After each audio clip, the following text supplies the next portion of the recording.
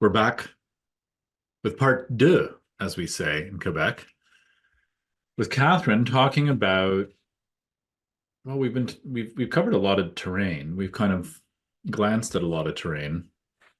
So we've been opening up the Pandora's box, talking about this question of the experience of being a practitioner and practicing with unaddressed trauma.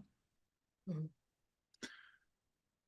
And then similarly, what within a healthcare system may be contributing to that feeling of, one, the unaddressability of the trauma, but also the many elements in the system coming together to um, perpetuate or somehow increase the feeling of stuckness, blockedness, suppression of certain needs. So Mhm. we covered a lot of that terrain in kind of part one. And we thought we would dedicate part two to now what? So, and in service to the people listening, there was so much to unpack in part one that we could be having this conversation for a long, long time. Yeah, But also with respect to the people listening, we want to talk a bit about, so what do we do with all this? that's right. If we agree that a lot of healthcare practitioners find themselves in situations where they're practicing with kind of an unaddressed trauma, and we're seeing this side effect expressed in people leaving healthcare, practitioners struggling within healthcare, even the experience of many citizens who experience healthcare in the face of practitioners who are living with trauma is another indicator that there's a challenge there. And then similarly, we're seeing a system that's slowly kind of becoming a bit untethered. Uh, Mm. it's falling apart a little bit at the seams. And these, again, are all indications that there's some unaddressed shadows, some unaddressed darker elements that need attention. So part two will be, how do we step into the light? How do we bring the joy back into healthcare? How do we restore the sacred back in the practice of being with people who are struggling? So Yeah, let's start there and and see where we land. see where we land. Yeah, because Yeah. there's probably a lot of things that need attention. Maybe we could focus. I'm not sure how helpful it will be to get tactical about this, because obviously, we could devise another 10-point plan for how to do this, but maybe you and I could talk about, for the sake of the listeners, what is this inviting us to acknowledge, to see, and to show up to? And if we do that well, that should suggest what the pathway is to Yeah. start easing some of this unattended to um, traumatic stuff. Yeah. Yeah. I mean, for me, I think it's what's really interesting is, um, so the intellectual tradition that I come out of is very culture critical. Quite a leftist point of view. And even if you put the politics aside, I mean, you could see I experienced it as someone who worked in the medical system, albeit as in an ancillary position. Just things were not always going well, and now because I have these connections through my family, I do have an inside view, and I know that it has seldom been optimal, and certainly it's far from optimal now. So that has always been an issue. Um, for example, I think the treatment of nurses, i.e., their salaries, has always been an issue. I think that's a feminist issue as well. So there's always been these fault lines in the system. Mhm. And then let's not forget 2020 and that fun experience we all had with COVID, which has remained unaddressed. So this COVID, I think, was our generation's super traumatic event. And we're not really addressing it. And it has, as you've pointed out, it has really impacted the medical system, and it has drained the joy out of it. So if you take these things combined, and in my opinion, I would say the government is certainly not doing enough. I think the most generous thing I can say right now is that the government is not doing enough to respond to the crisis that has sort of entered into the medical system. So I do see it as a grassroots initiative. I think that we people, doctors, nurses, medical practitioners, and medical coaches, or health coaches rather, can really step up at this moment. Okay, so that's my Ausgangspunkt, the point that I want to start with. So what are things that we can actually do? I mean, first, I think is talk about, reflect on, show solidarity with the process that it takes to succeed in the medical system. So if we look at the trajectory of doctors, which you have called also traumatic, and I think that is to some degree accurate. I mean, I think it's what you go through in terms of pre-med, medical school, residency, and then proving yourself along your professional path. I think that really takes a toll on people, as well as nurses who, as I've mentioned, also go through quite a rigorous training and, in my opinion, aren't really fairly recognized, certainly not in terms of their remuneration throughout the society, and other medical practitioners the same. In the public sector, I mean, in the private sector gets different, but of course we as Canadians, we don't really want to go down that road of privatized medicine, do It's we? here. It's here. It's here, yeah. It's much more here than people, yeah, I think, than the average Sure. layperson realizes. Yeah. A friend of mine couldn't get a doctor's appointment in the public system, so he's like, screw it, like, this is, my shoulder's really hurting, I'll book a private appointment. Yeah, and a lot of public care in Canada is actually being delivered by private entities. Mhm. Well, there you go. So, so the first thing that I would love to see in terms of a grassroots movement is just to start small initiatives to allow medical practitioners to talk about what they go through. Yeah, it sounds like what you're saying is there's a stigma around the idea that a practitioner could be and has a right to Mhm, mhm. uh, feel a sense of feel a certain kind of haunting about being in practice, have their own unattended to Yeah. challenges and dark places and things that they need to work through. And of course, if we don't allow space for that, it just increases the suppressive, repressive trend of not talking about it. I'd say tier one is like, let's honor that. I mean, they're just human beings Yeah. who happen to be very gifted in with certain skills. Those skills are important, socially important to people, but they're people. They're people first. Absolutely. Right. It's not just people before patients, but also people before doctors, right? Yeah, I mean, it's funny. People say that to me sometimes in our work, and it was always intended to really be about people before everything. Uh, Yeah. Yeah. it was more convenient just to say people before patients because it was a nice alliteration. But um, yeah, it was people before doctors, people before Yeah. nurses. These are human beings. So if you've got processes in place that are suppressing, downgrading certain natural human instincts for care, connection, authentic, meaningful exchange. I don't care if you call them doctors, call them whatever you want. Call them Mm, call them George if you want. You're still going to see the same side effect. sure. And side effect of that is the suppression of the human need and then the overexpression in some instances of an over medicalized, sterilized practice Yeah. where it's like I shut down and show up robotically. Yeah.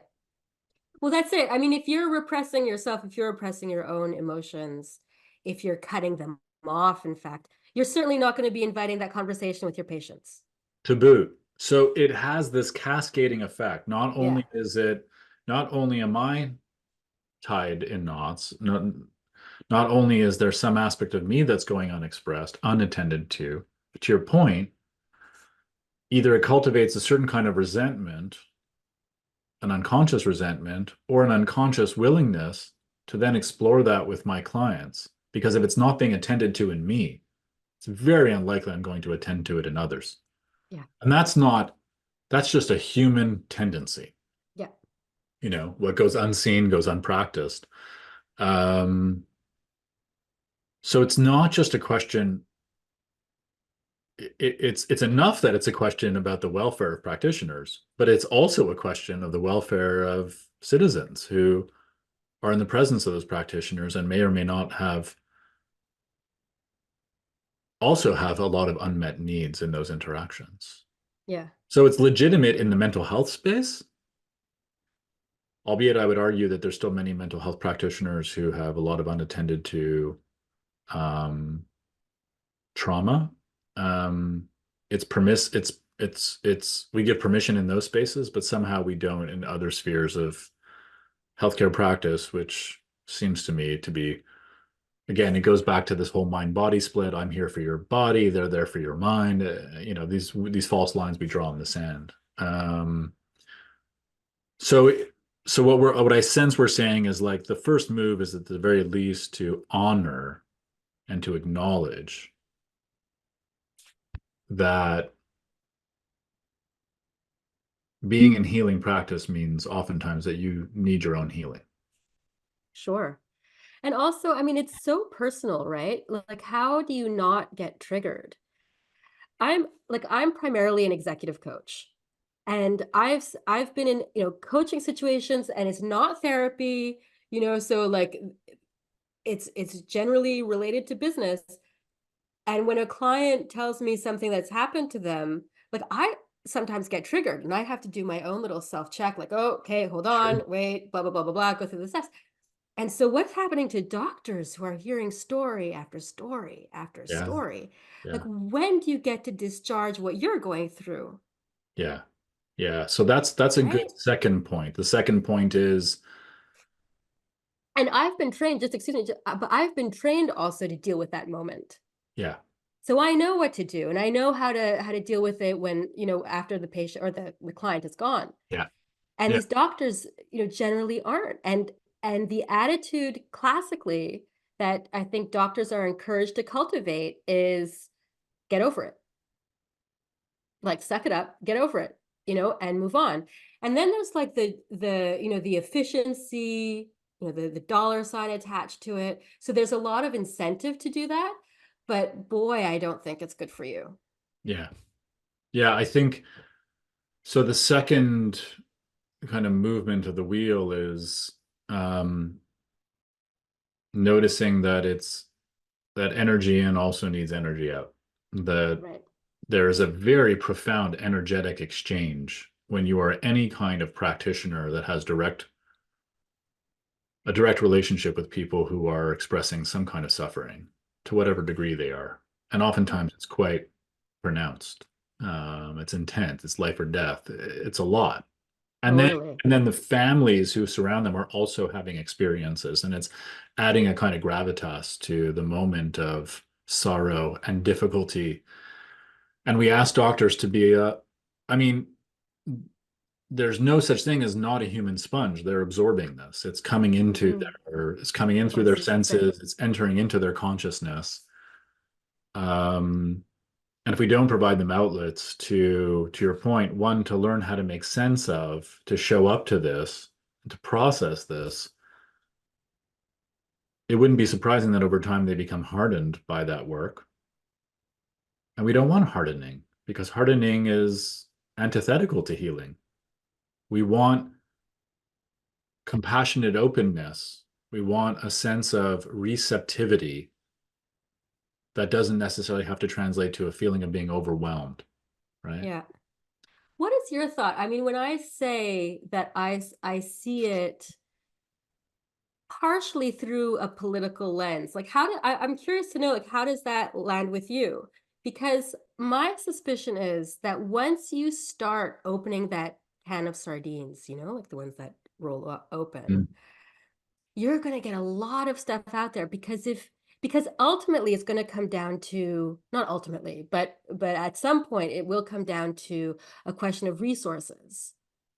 because what I can well imagine is if you have a rheumatologist and Gabor Mate argues that, like, especially with diseases of rheumatology, like that's where you'll have these autoimmune issues that are much more rooted in trauma than, say,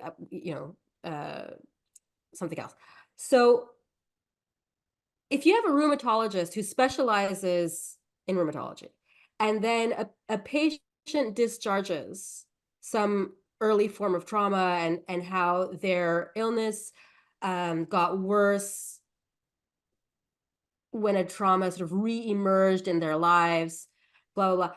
And so you might have a rheumatologist who understands, like, oh, there might be a relationship between the trauma and this patient's ability to cope with the illness. But what does he or she do with it then? I mean, you can't be a trained psychologist. So then you will say, okay, well, then I also have to refer them to some kind of psychological healing modality. Yeah. Is You there, can't. are Yeah. there the resources for that? I think are there the resources for it is a second question. The first question is, I agree with you. It's difficult to be trained in all domains of human functioning. That's many, many lifetimes to understand. Even Gabor is a specialist in the areas of trauma and addiction. So he has a focus. And even though there's a meta view in his work, and I think that's where the meta view is important, or what I would call the relational view. We have this idea in medical practice that you have to become a specialist.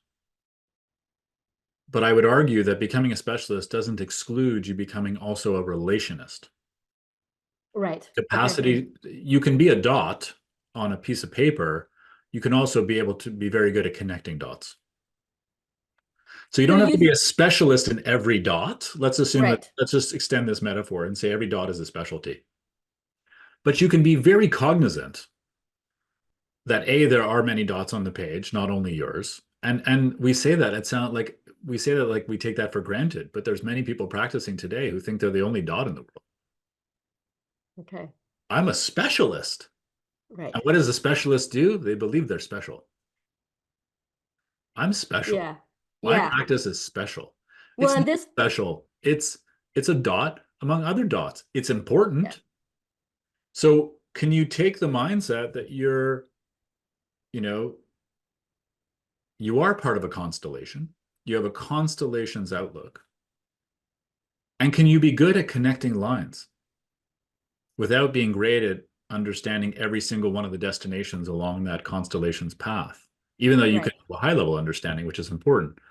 So I don't think a functional medicine practitioner is great at every single one of the threads they're connecting, but they've been well honed and trained in the sense making of connecting dots, of understanding the interrelationship between elements.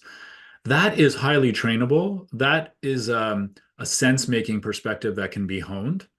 But it means that you have to be able to escape the orbit of your own dot. Right. And that's a quality of sense making. Yeah. So I think when you ask me, like, what's the culprit? I mean, there's obviously a confluence of events, but I think certainly one of the big ones, big elephants in the room, is the way we language healthcare and the way we sense make around healthcare is creating a world of specialists, of Yeah. silos, of unintended separation and disconnection, of competition instead of collaboration. It's nurturing, I would say, a lot of the instincts that are antithetical to healing. And that's odd. So that's the oddity for me, is it's like, like it's, I don't know, it's like developing a dump truck where there's a hole Right. in the base of Yeah. it. Why would you Yeah. do that? Why would you Yeah. build a system that's supposed to be about healing and polarize people within that system and And how to polarized train people. and Yeah. educate them? Particularly what Yeah. we know now about the human experience and human consciousness and the interconnection of all, like particularly now, like maybe you could make an argument back in the kind of the strict Cartesian days where all we had was evidence that parts were parts and wholes didn't matter, and we're so beyond that at this point. But training and medical, like, it hasn't caught up. Like, it just hasn't caught up. So people like Gabor are like basically sending out a bat signal to say, hello, There's like, how do we transform practice? So when you ask me what So I think the source is, I think how we continue to language healthcare and how that language translates and how we show up to the reality that we call healthcare is backing us into a corner. And right, that corner is the place from which we practice. right. I mean, as you were speaking, it occurred to me that I previously worked in an IT company, and wouldn't you know it, the communication skills weren't that highly developed. And I fought very long and hard, to bring in soft skills and communication skills, etc. But it sounds like, as you speak, that you could say the same for the medical system, that Yeah. they simply need to learn sense making. I think is, as you say, really important, because there needs to be a paradigm shift between thinking from thinking I need to be a specialist and I'm special because I am a specialist, and therefore I want to find a solution within my specialization because that will confirm my legitimacy, to saying, well, if the most important thing here is the patient, we need to act collaboratively, and there needs to be open communication between, for example, endocrinology, rheumatology, allergy, whatever All it the is. other ologies. All the ologies, exactly. All the Um, ologies coming together. yes, wouldn't Well, I it? could kind of whittle this down, I think, to a simpler statement. What we're doing now with healthcare practitioners is training them how to do healthcare. We need a we need to inject in that experience an understanding how to be healthcare. Okay. So we mostly train people on how to do care. We almost give no attention to how to be care. So are you saying, I mean, to be And care? care is the whole, care is relational. Care is not my favorite term in the world. It's self-care. Yeah, yeah, Care is for the culture. Care is for the environment. Where, like, we think this is we still have this idea that this is like incidental learning. You don't become a Tibetan Lama by teaching meditation practice. You become a Tibetan Lama by sitting your ass on the pillow and right, getting to know your mind in a way that the average person spends no time attending to. And that's what earns you your stripes to be a leader in this thing we call right, meditative practice. right. It's a complete paradigm, it's an opposite paradigm. It's not, okay, everyone, here's meditation 101. Next year we'll do meditation 201, and you'll graduate to through meditation 301 and then do a thesis on meditation. Oh, you've never sat in meditation? No problem. The That's question kind is, of the yeah, current model now. It's like, agreed. Yeah, it's the model is work with people in this mind body complex, and it doesn't really matter how much time or energy you've spent getting to know your own mind body complex. yeah, And worse, we're not that interested in your mind body complex. right. Exactly. We're interested in the mechanism that is your Yeah, body. And then for the rest, like if I can't measure it, go home. it's weird. It's odd. So we're building a skilled workforce, Right. um, and we're disempowering them to be able to show up to human suffering when their entire trade is built around human suffering. That's right. Well put. Anyone? So, yeah, yeah. I mean, but it begs the question, like, what is the entry point? Do you want to do it macro or micro? Like, I think that the whole culture is so geared to not being healed. Like, it's so geared to not caring, Yeah, it's a bit of a and response to a transactional culture for sure. to transactional culture. Yeah. And so what comes first? Do you start with these immediate interactions, Or do you say, well, let's change the sense, and therefore you'll understand and internalize why the interaction has to be different? Yeah, it's a great question. I don't know if it's an ordering problem. I don't know what comes first. Like I don't know what the chicken or what the egg is here, but I really don't know. I get the sense that I don't know. I mean, I don't know. I don't And the know. thing is we But don't we're dare, collectively creating yeah. this. Like I mean, I mean, again, there's no system. There's no system. We say it, it's a convenience. It describes something vague. Like I look at the hospital building and people moving in it, and that looks like some kind of a system. And I guess it is some kind of a system, but it's being co-created moment to moment through every touch point within that system. It's human made in every waking moment, which means at the very least it can be human unmade or human shifted in every absolutely, yeah. single moment. Um, where the will is to do that, well, this is both the devastation and the beauty of a crisis. The devastation is we all suffer at the hands of the crisis, like we hit the brick wall. And the beauty of it is that it invites, in that cracking, it invites the light in. So I feel like the light is shining in. I think I sense there's movement happening. Yeah. Healthcare is going through some evolution. As I've said Okay. in previous pieces I've written, will it move at the pace of a fax machine, which are still in use in healthcare? I I know, don't I know, know. I I know, I don't know. know. It's not fast moving for sure. I understand it. It brings a so there's a natural cautiousness in healthcare. And again, that kind of makes sense, right? We're dealing Yeah, with life and death, procedural process, but coupled with that is also a shit ton of fear. Fear of litigation, fear of backlash, fear of losing licenses. right. This is Making a notable in the mistake Yeah, this is notable in the US. I was talking to my uncle who was a physician. He said it's not if you're going to be sued in the US, it's when. when So Jesus. you're you're under that pressure as well. So this slowness, this methodicalness, also makes sense, and because it also is methodical. So I don't have a problem with the pacing. Um, it's more a question of, are we clear on the intention? Where we are, Yeah. where are we going? Why is where we are problematic? What's helpful in where we are? What can we take with us to the next stage of our thinking about? Like we don't want to throw out the baby with the bathwater. We've done some good things in healthcare. I just like to see that instinct be much more explicit. What I'm noticing that's problematic is the people who are imagining the future are imagining it from the thing that created the present. That's Mm, a problem. yeah. Okay.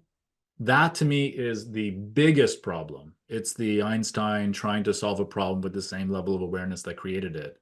So anytime I hear the Quebec government, just speaking of Quebec because we're here, talk about restructuring the system, I mean, I'm just Oh, I know. I know. I perplexed. mean, but it's Perplexed. like criminals talking how to reform the police system. I'm It's sorry. I'm yeah, sorry. that's a strong analogy, but I hear what you're saying because it's basically saying like again, it's that analogy of we'll move the pieces around on the chessboard and eventually, I don't know.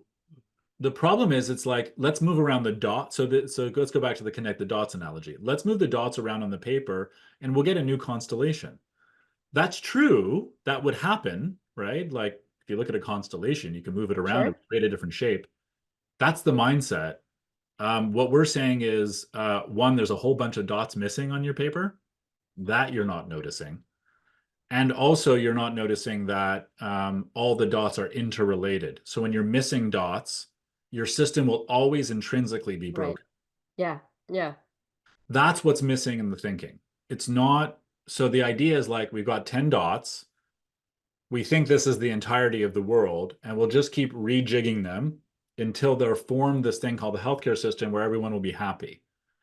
The unhappiness isn't a byproduct of the relationship between the dots. It's the big gap in not seeing the fuller landscape of what is health and healthcare. That is very absent in our modern day conversation. We're trying to surrogate it with talking about technology and advancement and innovation because we think that somehow that supercharges the dots, but it doesn't solve the fundamental problem of, no, we're not seeing the larger picture.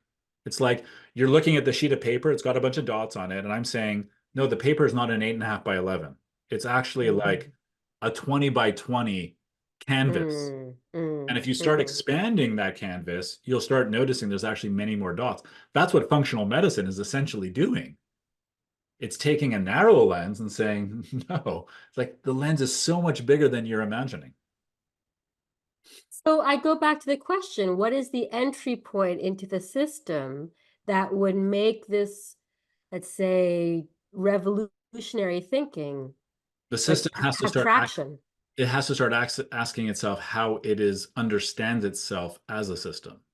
What does it mean to be a system? And the people within that system have to have a compatible sensibility to think differently about how we're showing up to this thing called the system. But how do you initiate that, right? You and I can have this conversation, Mark. We're, Yeah. coaches, we're differently trained. So do Yeah, you I start with administrators? Do you start with doctors, nurses? all the above. It's a conversation that everyone's participating in the conversation moment to moment, so everyone needs to be a part of the conversation moment to moment. It is authentically co-creative because Right. it's being co-created. So we could argue that you want to go to those people who have the most influence over shaping mindsets, which include educators, how people are learning to be healthcare practitioners. I think that's essential. Right. Leaders in healthcare systems, policymakers, decision makers. And I don't say that hierarchically. I mean, you could start there, it's important, but ultimately everyone needs to be a part of this process because everyone is in the design of this process. Yeah. Um, and I would argue that you could even just go do this from the bottom up. You could, if there was a radical shift in how nurses understood their practice, even though they might find it still frustrating to show up to a stubborn system, it would start changing how they relate to patients and how patients relate to themselves, and that would start to create a cascading effect. So I don't know what unravels the knotted ball Yeah. the cat's playing with. I don't think there's one thread that you pull on and the whole thing just kind of comes undone Yeah. because the threads are co-conspiring to keep itself knotted. And I don't, again, it's not malicious. It's just, it's the activity day to day of being in the system. What happens? Like, so what happens? And let's just say, take a stereotypical example. You've got this like enthusiastic young person. They're like, I want to change the world. I want to heal people. I want to help. I'll go become a doctor. Yeah. Great. Yeah. What beautiful intention. Yeah. And I'm not saying this is true of everyone, but let's just say that it's some significant segment of people who go into healthcare probably want to be in a helping profession. They go into that system. They start learning in that system. That system quickly overwhelms them. Demands, competition, um, they're learning the lesson they're not very important in that system. It's just important that they keep up, stay up, learn up, show up. They start feeling polarized from their colleagues because everything is competition. One specialty is better than the other. Who's better? Who's best? Who gets paid more? Who gets paid less? All the kind of hierarchies start to form. Yeah. Yeah. Then they go into those systems. Who do they meet in those systems? Bunch of people who are overwhelmed, overworked, overwrought, burnt out, stressed out. They're like, I guess this is normal. This is the new baseline. Either I show up to this or I don't. Some don't, some leave. The ones who want to keep practicing figure out how to survive that experience. They witness the suffering of patients. They know in their heart of hearts they can't show up the way they fully want to, and they have to suppress that. And these things just build up and build up. And the person who started out with this very amazing intention to heal the world and to be caring now needs care and have always needed some kind of care, but now they're kind of like in a distressed need for care. And they're Mm. practicing from a Mm. distressed place because you have, I mean, the human instinct is to conform, even if the environment itself is polluted. You conform to it in some way. You just, you know, Mhm. and and then a lot is lost. And I think that's a very common story. So we have to break that cycle. Yeah. And we need to inspire in healthcare practitioners that it's okay to show up courageously. And that's very hard to do because again, it's hard to talk about courage to someone who feels like they're drowning in the ocean. Just be courageous. Yeah, Like, right. Yeah, yeah, that would yeah, just throw exactly. me a fucking lifeline. Yeah, yeah, yeah. And we're in a Yeah. bit in that situation. Um, Although, if that person does respond to the call to be courageous, and like there is something to be said about that. yeah, that's a very important Let's move. not It's let's not just discount it completely. I know what you mean. yeah, it's hard to pull yourself up by your own bootstraps Yeah, when you feel like you're in quicksand. absolutely. You can't even feel your Absolutely. boots. Forget pull yourself up by your bootstraps. Yeah. Yeah. So, I mean, I want to say it's like a two-pronged attack, but I'm hearing just a lot of prongs, And because it's, do you go in and you train groups and train individual or coach individuals, or then do you go to policy making, and that's another prong, another way in. Those So groups first have to be even receptive to the idea that they need to be trained. well, and also, yeah, absolutely. And then to consider in terms of interrelationness and dots that are connected to other dots, that the medical system, as much of as mammoth as it is, it's one dot in a larger social system, Yeah, that that's it's not alone. of course. So that's a whole other tier. That's a whole other building of Yeah. canvas, right? And right. And so what are the vested interests that would be for this shift, this paradigm shift, or against the paradigm shift? Yeah, What's so happening? that's a really brilliant example. So in this expansion of this canvas of dots, you'll have micro systems and you'll have macro systems.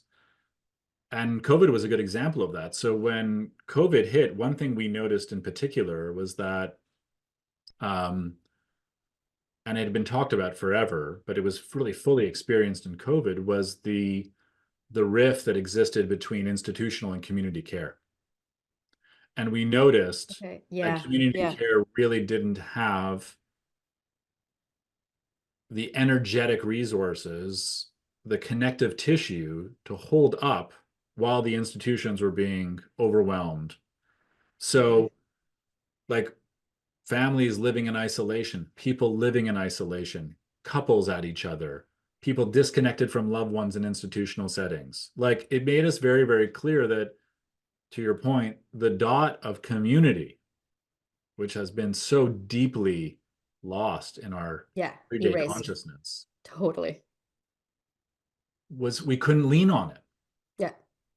So it's like the institutions now they're Yeah. overcooked, they're well done. Yeah. It's like forget asking them for anything. Not only that, they have to insulate themselves from everyone else because of the nature of COVID. So they were like, we cut ourselves off from the world. And then we turned to the community and said, how will you respond? The community was like, listen, you haven't been paying attention to us for the last Yeah. 50 years. What do you think we're going to step in and do right now? So like when family members wanted to step up to support long-term care facilities and said, I want to be with my loved ones, I can help here.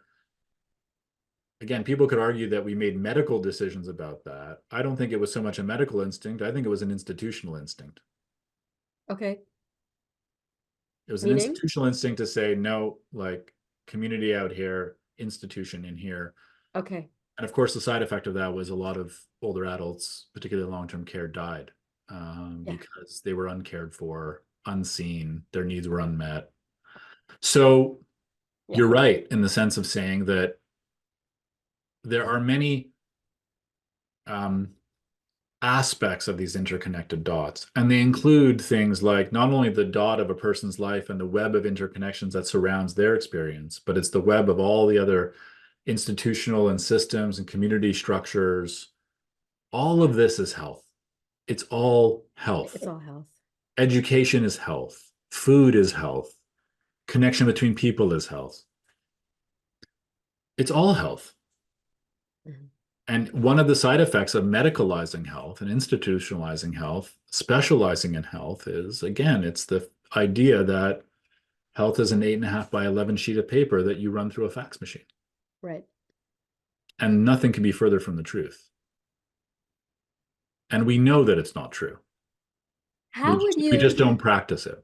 yeah, how would you empower, and I guess this has to be the last question, how would you empower people seeking healthcare? Right? Like, so they're confronting overworked, under-resourced medical practitioners. They're being dissuaded from taking agency over their own health. So what's the support that they need Yeah, I'm not sure if to, they're being dissuaded. I think it's subversive in the language of healthcare. It's in the sense that it's not being the instinct is not being cultivated. okay, I don't think someone's actively saying, please don't take agency over your life. I think it's just in the way the system talks to them, the way it's yeah, dialoguing, okay. unconsciously dialoguing, it's leaving them with the impression that my agency only matters so much. So let's say, yeah, I mean, even if it's not a particular attack of don't do it, but the message is don't take agency or, take agency only as much as you follow these instructions that have been delivered to you by a doctor. And so how can these people who are patients reclaim a relationship, to use that word again, to their health? Well, one, I think you have to start to notice that life and health are the same thing. So if you're into your life, if you have some level of appreciation for being alive and a human being, it means by extension you're interested in your health, which means that you're interested in the quality of your thoughts and your. Oh, wow. I mean, I can think of 5 people right now who are not interested in their health. They should be, but they are I'm just like, saying those are synonymous. We have to, like, health is not something that's not life. yeah, Health is not, we have to change the narrative that health somehow is like a body mass index. right. That's an indicator of health. But health is waking up and noticing your breath and knowing and like learning the quality of just breathing. Mhm. Health is how you show up for your life partner. Health is what's open your fridge door. It'll give you a sense of how you understand health. Yeah, Health is how you feel at work. Like, this Sunday night the worst moment of your life every week? That's your health. yeah. This is all health. So health is not medical. That's an expression of health. That's one facet of It's one health. facet. Yeah, Yeah, yeah, exactly. it's a facet. But as a wise doctor, Dr. Anup Kumar says, medical medical is complementary medicine. Medical Right. is what shows up when your health goes sideways.